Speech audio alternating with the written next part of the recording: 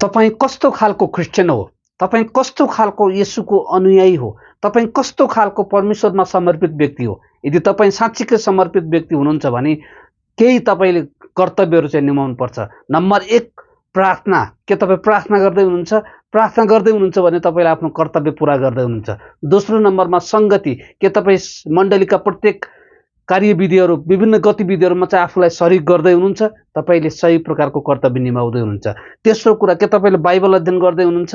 Bible अध्ययन गर्दै हुनुहुन्छ भने पनि तपाईँले चाहिँ एउटा असल क्रिस्चियनमा हुनुपर्ने गुण चाहिँ देखाउनु भएको छ।